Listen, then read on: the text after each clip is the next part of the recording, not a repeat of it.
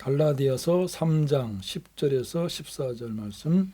무릇 율법 행위에 속한 자들은 저주 아래 있나니 기록된 바 누구든지 율법책에 기록된 대로 온갖 일을 항상 행하지 아니하는 자는 저주 아래 있는 자라 하였음이라.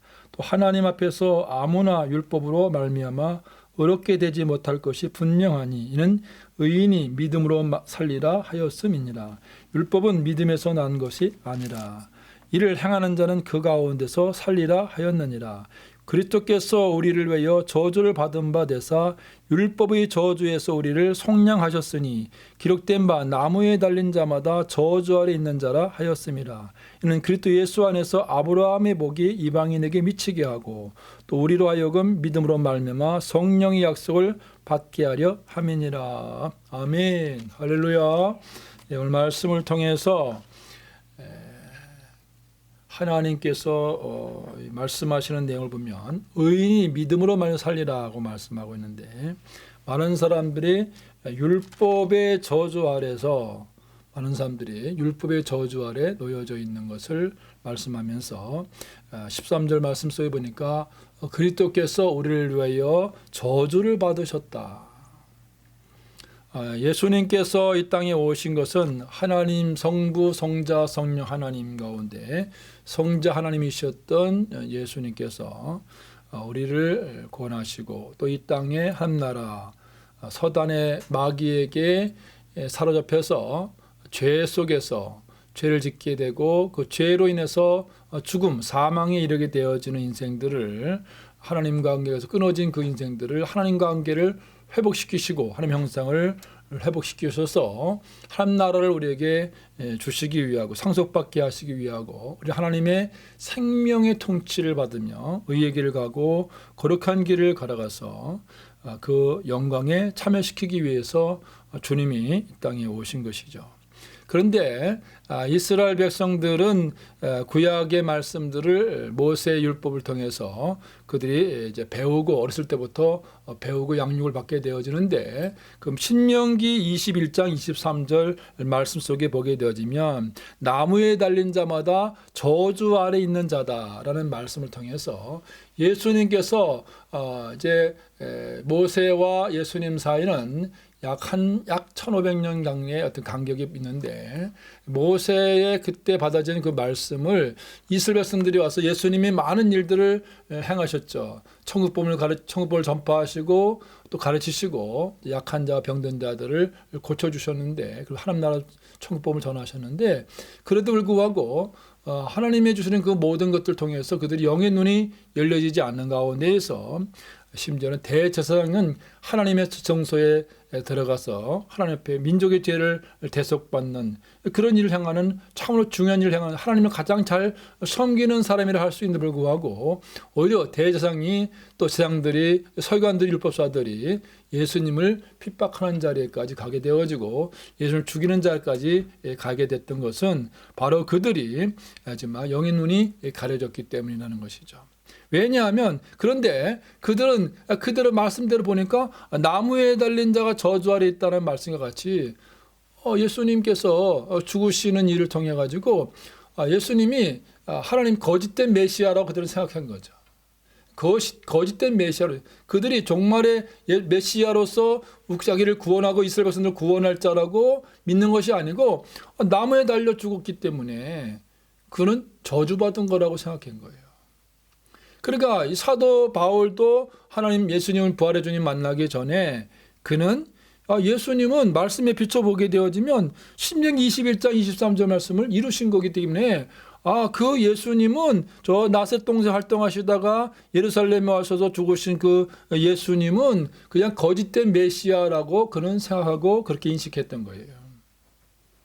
그렇기 때문에 마지막 그 자신이 마지막 그 다메섹 도상까지 가가지고 가는 길에 예루살렘 안에서 스데반 집사를 이제 죽이는데 그 옷 맡은 자로서 책임을 가지고 있을 뿐만 아니라 더 나아가 설교 등등한 가운데에서 이제 이웃 나라에 다메섹까지 가서 예수 믿는 사람들을 잡아오고 오게 가두고 죽이기 위해서 그가 이제 대장이 공문을 받아가지고 다메섹으로 가는 과정 속에서 해보다 더 밝은 빛이 임하는 가운데에서 음성이 들려오는데 사울아 사울아 네가 어째 나를 핍박하느냐.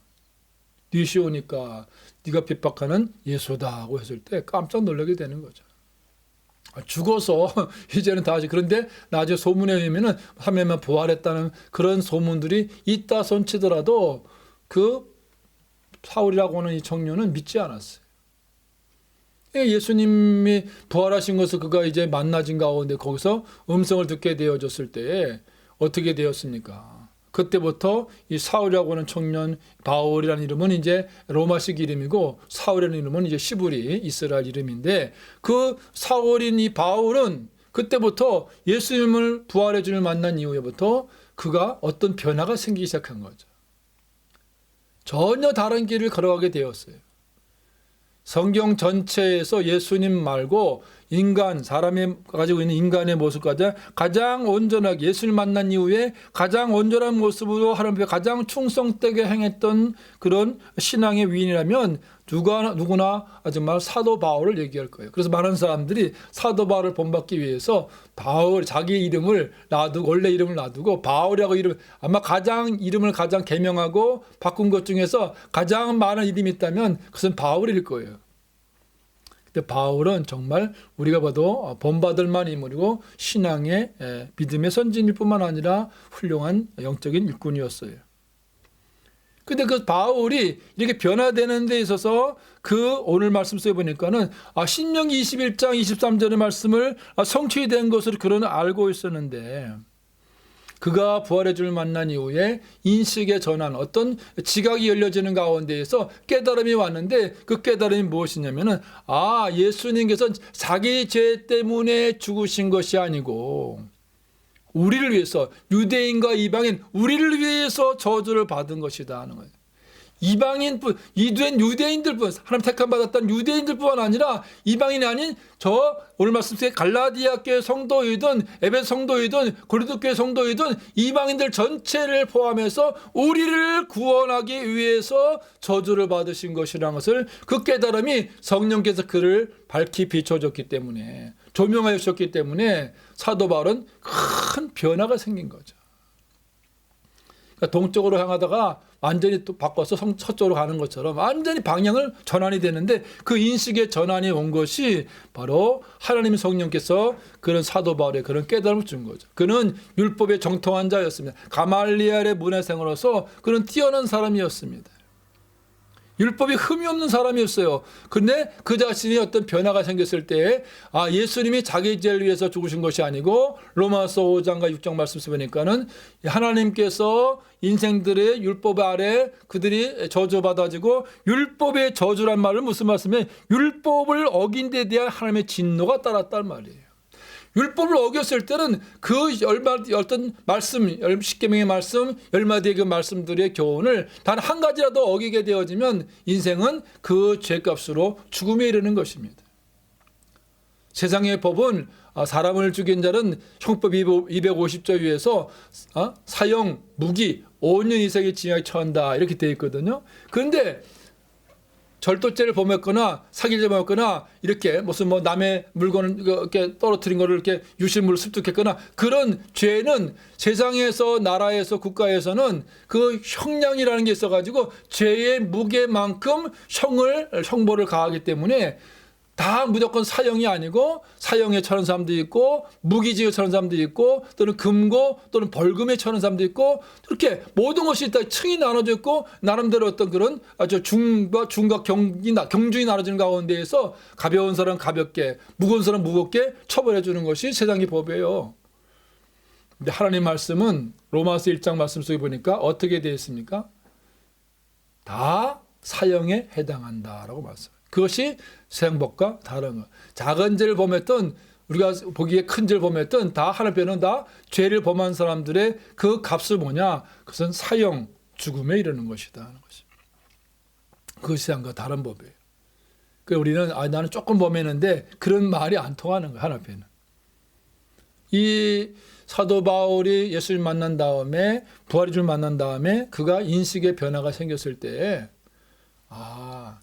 예수님은 온전하게 말씀하신 모든 것을 다 이루시고 그것을 성취하시고 그 말씀을 순종하셨는데, 예수님 자신을 위해서가 아니고 이것은 우리 죄악된 우리를 위해서 그분이 에베소 5장 2절 말씀 보니까는 향기로운 제물과 생축으로 살아있는 희생 제물로서 하나님께 드려진 바 되는데 우리를 위해서 우리를 죄악에서 구속하고 속량하기 위해서 예수님께서 하나님께 드리신 바 되 하나님 뜻을 이루시기 위해서 대신 율법을 어긴 데 대한 인생들의 율법을 어긴 데 대한 그 하나님의 진노를 예수님 대신 받으신 것이다라고 하는 것을 말씀하는 것이죠. 엄청난 변화가 생긴 거죠. 그러니까 지금도 이스라엘 저 나라에는 아직까지도 유대교를 믿는 사람들은 그 신약 성경을 인정하지 않고 예수님을 인정하지 않는 가운데 믿지 않는 가운데에서 예수 2000년 전에 예수 오신 것을 인정하지만 역사상으로 예수님을 인정하지만 그들의 마음 가운데에는 그 2000년에 오신 그 예수님은 어떤 분이다? 신명기 21장 23절의 말씀을 대로 그는 율법의 저주를 받은 사람이다. 우리가 보통 십자가를 우리가 늘 하지만 이 십자가는 예수님이 말씀하신 십자가 자체가 중요한 것이 아니라 뭐가죠? 나무에 달린 것이 중요한 거예요. 나무에 달렸다고 되지. 말씀을 성취하신 것이죠. 근데 십자가 아니고 그런 게 중요한 게 아니라 나무에 달린 자는 저주. 그러니까 예수님께서 나무에 달린 것을 통해 가지고 우리의 죄를 대속하시고 대속적인 죽음을 죽으셨다는 것입니다. 근데 그 예수님은 그걸로 끝나시는 것이 아니라 그 예수님이 행하신 모든 일들, 이 땅에서 하신 말씀과 대하신 모든 일들은 어떤 일입니까? 요한복음 6장 63절의 말씀 써 보니까는 살리는 것은 영이니 육은 무익하다고 말씀하시면 내가 이른 말은 영이요 생명이라고 말씀을 이걸 말씀을 그대로 그냥 물자적으로만 해석을 하게 되어지면 당연히 예수님은 십자가 죽으셨으니까 나무에 달리셨기 때문에 저주받은 것이 되는 거예요. 근데 그 저주받은 것이 예수님 자신의 죄를 값을 친 것이 아니라 무지하신 그분 죄를 알지 못하신 예수님께서 지신 것은 우리가 율법을 어긴 데 대한 진노로서 우리 받아들여야 할 것을 대속적으로 주님께서 흘리셨겠소. 마치 노예로 태어나서 노예로 죽어야 되는 죽음의 문제가 해결되고 노예는 죽어야만이 그 노예의 모든 신분이 해결되는데 예수님께서 어떻게 하신 거예요? 노예로운 노예 같은 우리를 어떻게 예수님이 그 속죄금을 주고 정말 대속해서 돈을 치르고 자유인을 만드는 것처럼 사단의 굴레 속에서 본질상 진노의 자녀 불순종의 자녀였던 사단의 굴레 속에 있었던 우리를 죄와 사망에서 우리를 건져내셔가지고 생명의 나라로 하나님 나라로 우리를 방향을 바꿔주시고 그 길을 가도록 그리고 끝까지 우리 하여금 믿음의 선한 싸움을 싸워서 생명을 취하도록 하기 위해서 예수님이 그 길을 열어놓으신 거예요. 그러니까 이것은 초월적인 하나님의 은혜가 아니면 안 되는 거예요. 구원은 인생 스스로가 어떤 공적이나 선행을 해가지고 어떤 내 나름대로의 구제를 해가지고 어떤 그런 것을 가지고 구원이 이런 것이 아니고 하늘부터 내려와주는 어떤 그 영적인 은혜, 하나님의 은혜가 임해졌을 때에 그 초월적 은혜를 통해서 우리가 그것을 믿음 받아들이고 믿음으로 고백하고 나갔을 때 우리가 구원에 이르는 것이다. 단순하게 예수님 2000년 전에 저 나무 십자가에 달려 죽으셨다는 사실을 믿는 것만 가지고 부족하다 그 말이에요. 그럼 어떻게 해야 됩니까? 그 사도 바울이 깨달음은 뭐냐면 어떤 율법 저주에서 우리를 구원하셨다라는 그 말씀을 통해서 그는 하나님께서 주신 이 예수님을 통해 주신 은혜는 뭐냐면 자기 자신이 큰 변화가 되면서 가치관의 변화가 생겼는데 뭐냐면 예수님은 우리 자신을 위해서 죽으신 이것이 단순한 죽음이 아니라는 걸 깨닫고 이것은 요한복음 1장 29절에서 세례 요한이 예수님 자기에게 나올 때에 보라 세상 죄를 지은 하나님의 어린 양이로다고 고백했던 그 예수님이 바로 온 인류를 구원하고 택한 백성들을 구원하시기 위함이라는 것을 그가 깨달아지는 가운데에서 예수님의 죽음은 온 인류한 구금이라는 것을 알고 예수님이 부활하시고 승천하시고 하나님 보좌 우편에 앉아 계셔서 우리에서 지금도 우리를 간구하고 계신 그 모든 은혜가 그 은혜를 깨닫고 천국에 대한 소망과 하늘나라에 분명한 소망이 있었을 때 부활의 영광을 그가 믿고 부활의 소망을 믿었을 때 그는 자기가 가지는 모든 것들을 완전히 배설물로 여겼다고 되어 있어요. 빌립보서 3장 말씀 속에 보니까 자기가 가지는 가말리의 문화생으로서 그는 지식의 사람이었습니다. 그 당시 정말 그는 다소성에서부터 태어날 때부터 로마의 시민권을 가진 사람이었어요. 그런 나름대로 신분을 가지고 있는 사람이고 뱀을치다 사람이고 시부린줄 시부리였고 율법에는 흠이 없는 사람임에도 불구하고 자기가 가진 모든 지식을 다 주님 안에서 예수 그리스도를 아는 지식을 가장 고상함, 가장 고차원의 지식으로 그가 믿어지고 알아졌을 때에 자기가 가지고 있던 모든 지식을 다 배설물로 버렸다고 되어 있어요. 그것이 가치가 변화 생긴 거죠. 마태복음 13장의 말씀 써 보니까는 예수님께서 남의 밭에 감추어진 보화에 관한 말씀을 하시면서 그 남의 그 밭에 감춰진 보화를 발견했을 때 그 보화를 그가 자기 것을 소유로 삼기 위해서 자기의 소유를 다 팔아가지고 그 감춰져 있는 그 보화가 감춰져 있는 그 밭을 사는 것 같이 천국은 하나님 나라는 모든 것을 투자할 만한 가치가 있는 것이라는 것을 분명히 말씀하고 있는 거죠. 그러니까 모세 같은 경우에도 말씀 속에 보게 되어지면은 하나님께서 모세는 애굽에서 말과 행사가 능한 사람이었고 어떤 한 나라의 왕으로서 임금으로서 자격을 갖추기 위해서 40년 동안 그가 준비되어지고 그는 교육받은 사람이었어요. 그래서 하나님께서 그 자신이 자기가 시브리인 걸 알고 그 시브리 사람을 괴롭히는 하지만 애굽인을 쳐서 죽였을 때에 자기를 통해서 하지만 이스라엘 시브리 사람들을 구원하실 거라고 생각했는데 그 방법이 자기의 어떤 육적인 방법을 통해서 사람을 죽이는데 그래서 그 죽인 것에 그거 가지고는 그가 하나님 일을 할 수가 없었어요. 이제는 살인자로 몰리게 되어져 가지고 그는 도망을 하게 되는데 그것이 미디안 광야라고 하는 곳으로 그가 도주하게 되는데 그 미디안 광야는 누가 있냐? 장이 이드로 집에 가서 거기서 그가 십보를 만나서 결혼을 하게 되어지고 그 40년 동안 이드로의 양을 치게 되었는데 우리가 놀라운 것은 아무런 하나님과 전혀 관계없는 곳에다 그를 미디안 광야에다가 보낸 것이 아니고 그 미디안이라는 것은 뭐냐면 그 아브라함의 아들 이삭 말고 이제 그 사라가 죽고 나서 그 다음에 구드라를 취한데 그 구드라의 아들 가운데 미디안이라는 자녀가 있었어요. 그래서 아브라함은 그 자녀들에게 이제 어느 정도 양상선되면은 다 그들을 이제 각 곳에서 재산을 나눠줘가지고 다 곳곳에 보내는데 그 가운데 한 아들이 미디안이라는 것이. 그러니까 미디안은 전혀 하나님을 모르는 민족이 아니고 이미 하나님 아브라함 때부터 하나님을 알고 믿는 그런 곳에다가 그를 보냈다는 것을 우리가 알 수가 있어요. 그리고 모세는 거기서 40년 동안 장이 이드로의 양을 치게 된 것이죠. 그런 가운데에서 그가 40년 동안 이제 늘 장인의 양을 치는 가운데에서 그 미디안 그 시내산 일대, 호렙산 일대를 늘 그쪽에를 다니면서 아줌마 양을 치고 있었어요.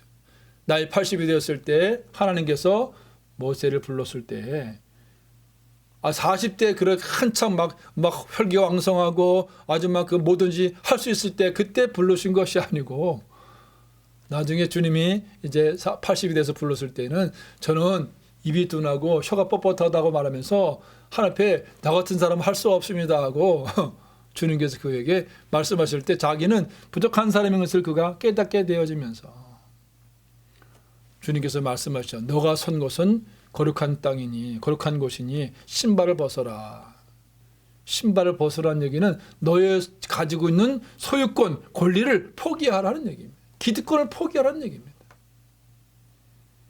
하나님의 일을 하는 사람들은 내 것을 가지고 내 재능을 가지고 내 어떤 물질을 가지고 내 건강을 가지고 내 어떤 젊음을 가지고 일하는 것이 아니고 그의 손에 애굽에 들어갈 때에 그의 손에 들려준 것은 오직 지팡이 하나밖에 없는데 그 지팡이는 양을 인도하고 양을 인도하던 그 지팡이였는데 그 지팡이를 하나님께서는 뭐라고 말씀하면 하나님의 지팡이를 가졌다라고 말씀하고 있는 거죠. 그러니까 하나님의 어떤 그 인식의 변화가 생기고 가치관의 변화가 생기게 되어지면 내가 가장 가볍게 생각하고 가장 기중이 없고 가장 소중히 했던 것들은 주님 오실 때는 아주 하찮은 것들이고 미미한 것들이다. 하나님의 손에 우리가 양에 씌우던 그 지팡이만 가지고도 그것이 하나님의 손에 우리가 들림받고 세워지게 되어지면 하나님이 들어서 사용하신다. 내가 능력이 있어서 내가 기도했기 때문에 내가 어떤 일을 했기 때문에 그 사람이 어떤 병이 낫고 병을 고치고 받고 귀신이 나가는 것이 아니고 하나님의 능력이 나가는 것이지 내 힘이 나가는 것이 아니고 내 능력이 나가시고 내가 말을 했다고 해서 사단이 물러가는 것이 아니란 얘기죠. 그러니까 이것을 사도 바울이 깨닫게 되니까, 가치관의 변화가 생겨야 되니까 자기가 가진 모든 것들을 한순간에 배설물 여겼던 거예요. 그러니까 사도 바울의 고린도 후서 6장 말씀 속에 보게 되어지면 아무것도 가진 것이 없는데 모든 것을 가진 자다라고 말하는 거죠. 자기는 가난한데 남을 부욕해 하는 자라고 말하고 있는 거죠. 보이지도 않는 천국에 대해서 얘기하고, 야, 예수 믿고 천국 가라, 죄를 회개하고 천국 가라고 했을 때 사람들 때 마치 속이는 것 같고 마치 사기를 치는 것 같은데, 그것이 참 진리를 전해주고 있는 거죠. 보이지 않는 영적인 세계를 알려주는 거, 가르쳐주는 거, 깨우치는 거, 이것은 아무나 할 수 있는 일이 아닌 것이죠. 우리도 가치관의 변화가 생겨야만이 하나님에 대해서 바른 지식을 가지고 그래야 바르게 갈 수가 있어요. 그렇지 않으면 세상 사람들과 비교하는 가운데에서 도저히 물질 세계, 영의 세계는 전혀 가치가 다른데, 이 물질 세계에서는 늘 크고 아름답고 좋은 것이 좋게 보여지지만 영의 세계는 생명이 있느냐, 한 생명을 떠나느냐, 그걸 보는 것이지. 그 사람이 생명이 없으면 재벌 회장이라 할 때도 영적으로는 불쌍한 사람이 되는 거예요. 그러나 아직 가난한 사람이랄지라도, 그 사람이 보잘것없는 사람이랄지라도 그 속에 예수님의 생명이 있는 사람, 말씀이 있는 사람, 그가 거듭난 사람이라면 그 사람은 세상에서 가장 행복한 사람인 거죠. 다윗이 시편 23편 1절의 말씀같이 여호와는 나의 목자시니 내가 부족함이 없으리라는 그 고백, 더 원할 것, 더 바랄 것이 없다라고 고백할 수 있는 것은 무엇이냐? 그가 가치관의 변화가 생겼고 그 하나님이 어떤 분인지 알았기 때문에 자기 양을 치면서, 다윗은 오랫동안 양을 치고 목동으로서 양을 치면서 양에게 있어서 목자는 전부인 것이에요. 우리도 마찬가지죠. 가치관의 변화가 생기고 뭘 더 값어치 있게 여기느냐, 뭘 더 내게 보배로 여기느냐. 생에 썩어질 것을 더 움켜쥐고 그것을 가지고 보배로 여겨준다면 그 사람은 죽음의 길을 가는 거예요. 끝은 죽음의 길을 가는 거예요. 그러나 내가 지금 손에 쥐고 있는 것이, 이것이 내가 이거 놓지 않고 포기하지 않고 이 기득권을 포기하지 않게 되어지면, 마치 우리가 이 아프리카에서 동물원에 지금 우리가 뭐 서울 동물원이나 이런 데서 잡혀오는 그런 그 원숭이들이 어떻게 잡혀오느냐면, 그걸 생으로 생포해가지고 와야 되잖아요. 그걸 죽여오면 안 되고, 그러니까 살펴올 때 그 아프리카 같은 데서 그 원숭이 잡아올 때 원숭이가 잘 다니는 곳에다가 이렇게 하지만 그 긴, 이렇게 아까 이제 목이 긴 이렇게 그런 이제 유리병 같은 거 이렇게 뭐 그런 그릇에다가 이 속에다가 바나나를 하나 넣어놓는다는 거예요. 그 넣어놓으면은 지나가면 그 지나가는 바나나를 보고서 손을 뚝 집어넣으면은 그 바나나가 잡힌다는 거예요. 그 잡은 다음에 바나나 잡았는데 바나나하고 손하면 겨우 들어갔다 나올 수 있기 때문에 거기 원숭이가 이 팔을 딱 펴가지고 요거를 잡으면은 그 다음에 또 동시에 이게 빠져나오지 않는다는 거예요. 요거 놓으면은 이 바나나 놓기만 하면 나오는데 뭐 안 놓는다는 거예요. 그러면은 그걸 잡으려고 하는 사냥꾼들이 막 거기 찾아오면 자기가 저쪽에서 사냥이 쏘면은 그걸 놓고 도망가야 되는데도 불구하고 이 바나나를 포기하지 못해가지고 바나나를 잡고 그걸 안 놓는다. 그래가지고 결국 이렇게 잡혀가지고 그래서 새끼들이 잡힌다는 거예요. 그래가지고 그렇게 잡아가지고 그걸 동물원에다 팔아가지고 우리 동물원까지 와서 지금 우리에게 그게 동물원 구경거리가 되는 거예요. 근데 그런 새끼가 그런 걸 보고 조금 큰 것들이라든지 경험이 있는 그런 막 원숭이들은 비록 거기에 속에 바나나 들어가 있어도 자기 동료들이 옆에 동료들이 또는 원숭이들이 잡혀가는 걸 봤기 때문에 그 손에 안 넣고 도망간다는 거죠. 인생도 꼭 그런 것 같아요. 내가 손에 쥐고 있는 것이 최고라고 생각하지만 그거를 손에 놔야만, 그걸 포기해야만 우리가 3단 길을 갈 수 있고 영의 길을 갈 수 있고 주님의 걸어가신 길을 갈 수가 있어요.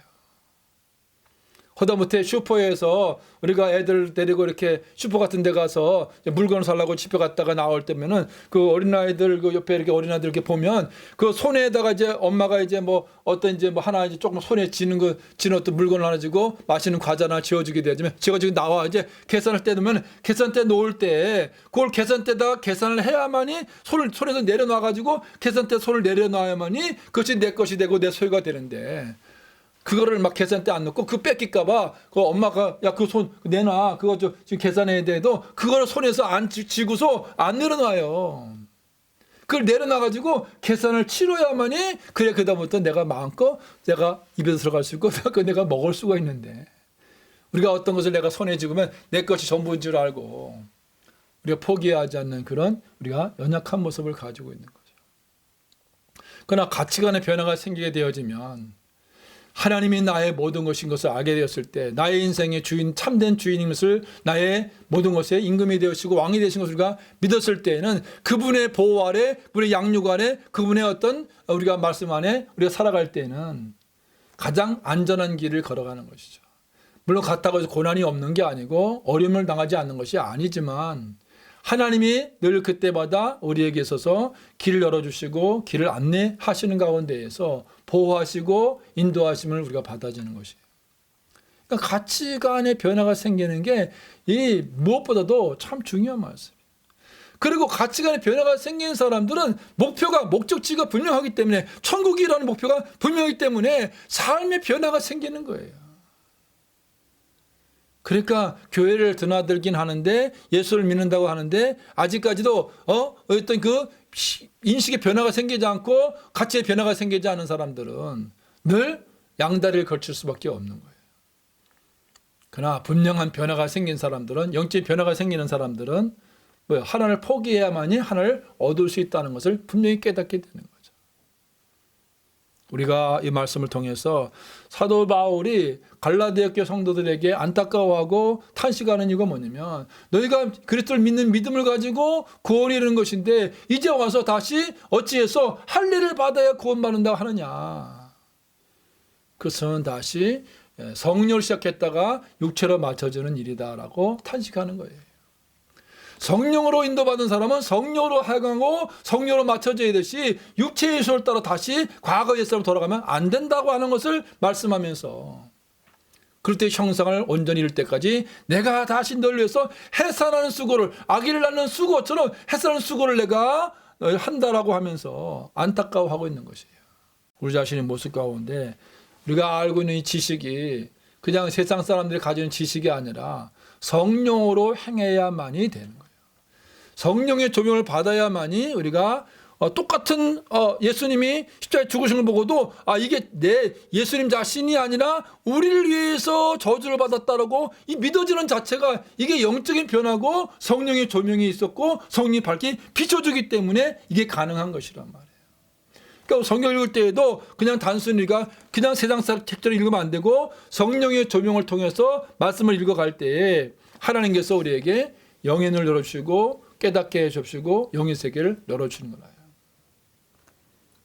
그러니까 이 단순히 이것은 예수님 안에서 그 이스라엘 백성만의 복을 받는 것이 아니라 이스라엘 하나의 샘플로 보여준 거예요. 견모로 보여준 거예요.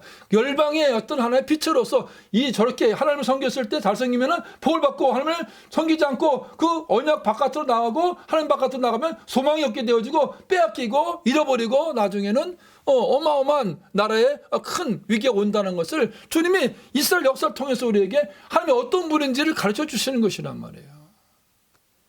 근데 어떻게 성경 보면서 이스라엘 역사를 통해 이스라엘 역사 그것만 바라면 안 되고 이스라엘 역사 우리가 그 역사를 통해 사람이 어떻게 일하시는가를 우리가 볼 수 있고 그분이 어떤 분인지 우리가 아는 것이 바로 하나님 우리에게 알려주고자 한 말씀이란 말이에요. 그 때문에 다시 한번 이 말씀을 통해서 우리는 이 세상 가운데 삶 동안에 우리는 세상에 속한 자가 아니고 하나님께 속한 자들이기 때문에 우리가 사물을 보는 기준이 달라져야 되는 거죠. 어떤 인식의 변화가 생기고 가치의 변화가 생기고 삶의 자세가 바뀌고 삶의 태도가 바뀌는 거죠. 하나님이 우리를 사랑하셔서 우리를 영원한 멸망에서 이런 생명으로 옮기신 것을 우리가 깨달아지면 우리는 그분을 위해서 살아가게 되어지고 나를 죄악에서 건져내신 그분을 위해서 살아가게 되어지고 더 나아가서는 하나님께서 우리에게 말씀한 내가 널 사랑한 것처럼 이 땅에 오셨을 때에도 하나님 미랄에 대해 썩어져서 많은 열매를 거두셨던 것처럼 주님 친히 본된 삶을 사셨던 것처럼 우리가 형제를 사랑하고 형제를 사랑하되 어떻게 사랑하라면 내 몸같이 사랑하라 자기를 사랑하는 것처럼 사랑하라고 말씀하고 있는 거죠. 남을 바라보면도 저런 남이 아니라 나를 사랑 내가 그러니까 나를 사랑하는데 내가 함부로 상대방을 함부로 대할 수 없는 거죠. 대접받고자 한 대로 대접하라고 말씀했으니까 그러니까 우리는 내가 남한테 싫은 일, 내가 하기 싫은 일 다른 사람 시키면 안 되는 거예요. 내가 먼저 가서 그 일을 하면서 같이 하자는 건 되는데, 저 사람 너는 나보다 직급이 낮으니까 하면서 그 사람한테 다 맡겨놓고 나는 전혀 화장실 청소도 않고 더러운데 안 간다면 그거는 이웃을 사랑한 것이 아닌 거예요. 예수님은 항상 먼저 친히 본을 보이셨던 것처럼 우리가 말씀을 보니까 하나님을 사랑하고 이웃을 사랑하는 것이 그냥 말로만 사랑하는 것이 아니라 행함이 따라야 되고 성품이 따라야 되고 희생이 따르는 거예요. 그러니까 하나님의 사랑은 희생적인, 아가페의 사랑은 희생적인 사랑이지 자기를 희생하지 않으면 안 되는 사랑인 거예요. 우리가 뭔가를 누구를 위해서, 영혼을 위해서 기도하고 협력하고 전도하고 복음을 전해줬을 때 내가 희생을 치러야 돼요. 맨입으로만 하면 그 사람이 접근됩니까? 안 되잖아요. 때로는 섬겨주기도 하고 찾아가서 위로도 해주고 때로는 뭔가 더 사가서 우리가 상대방과 같이 좀 어떤 도움도 주고 그렇게 할 때 그 사람 마음이 열려지는 거잖아요.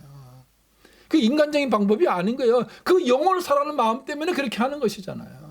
그러니까 율법사들이라든지 레인단지 세상들은 어떤 면에서는 그 시체를 가까이 하지 말라고 말씀이 됐기 때문에 그들은 말씀을 가까이 해서 말씀대로 행한 거예요. 사실은요. 누가복음 10장의 말씀에 보게 되면 그들은 말씀을 어긴 게 아니에요. 근데 그 말씀이 영으로, 그 생명으로 주님이 그 말씀 속에 하나님 마음을 전달했는데 그는 보지 못하고 단순하게 시체를 가까이 하면 안 돼. 재상들은. 그 재상은 저 죽은 자 같으니까는 가까이 하지 않고 피해간 것이죠. 말씀 어긴 게 아니에요. 그런데 주님은 누가 더 선한 너의 이웃이냐, 진정한 너의 이웃이 누구냐고 말했을 때, 강도 만난 자의 이웃이 누구냐고 말했을 때, 그 사마리아인 그 사람은 시체에 아주 쓰러져가지고 완전히 한 사람이었지라도 그가 행한 모든 일이 바로 강도만대의 참된 이웃이고, 그것이 네 몸같이 너가 사랑하. 너도 네 같이 가서 행하라고 말씀하고 있잖아요. 그러니까 단순하게 그냥 이 글자 그대로만 우리가 해석할 것도 있지만 때로는 글자 그대로 해석하면 예수님은 그냥 십자가에 죽으신 거, 나무 죽으신 것은 저주받은 것이 돼버리지만 사도 바울이 눈이 열려지게 되었을 때 그는 단순히 열린 게 아니에요. 또 그는 다메섹뿐만 아니라 아라비아 광야 가서 3년 동안 사람들과 만나지 아니하고 오직 하나님의 뜻을 찾고 하나님 자기를 향하신 뜻이 무엇인가를 찾는 가운데에서 그가 계시를 하나님이 주셨다고 말씀하고 그 계시를 주셨다고 갈라디아서 1장이 분명하게 말씀하고 있는 거죠. 그렇기 때문에 우리가 하나님을 섬기는 일에 있어서 영의 눈을 열어주시고 마음의 눈을 열어주시고 성령의 조명을 우리가 받아서 바르게 해석을 해야만이 우리가 끝까지 바른 길까지 성령 오셨겠다가 우리가 세상 사람들과 또는 세상적인 지혜를 가지고 우리가 혼합을 하면 안 되고 하나님 말씀이 아니고 진리가 아니라면 타협하면 안 돼. 우리는 어떤 일이 있어도 그리스도 안에서 성령으로 행해야만이 끝까지 성령 음성을 듣고 성령님들 받아야만이 주님이 신랑이로다 하는 음성을 그 나팔 소리와 함께 들을 수가 있는 거예요. 그런 사람 말씀대로 늘 말씀을 따라가는 사람들은 어떤 자리에 있든지 간에 그는 하나님 뜻을 행하는 사람이고 하나님과 동행하는 사람이기 때문에 언제 어디서 주님이 오신다 하는 할다치러버리는 그 성령의 음성을 듣고 성령을 받은 사람들은 그 휴거의 영광에 참여하게 되는 거죠. 그러나 하나님의 말씀 듣지 않고 성령의 소욕 따라 행하지 아니하고 육체의 욕심을 따라 행하는 사람들은 성령의 일을 받을 수가 없기 때문에 그 영광에 참여할 수가 없는 것입니다. 이때 우리는 항상 오늘 말씀을 다시 한번 기억하면서 하나님 앞에 이 사도 바울이 변화 생겼을 때 한 번도 뒤를 돌아보지 않았던 것처럼 세상에 대한 조그만 미련도 갖지 않았던 것처럼 그리고 오로지 푯당에서 자기가 행하는 모든 일을 다 잊어버리고 앞에 있는 푯당에서 경주되는 가운데에서 오직 나와 나기 자신은 다 부인하고 날마다 죽는 가운데에서 주 예수의 십자가만을 자랑하는 가운데에서 푯당을 향해서 경주되어지고 의의 선한 삶을 쌓아 영생을 채웠을 때에 그 자신이 고백하는 것이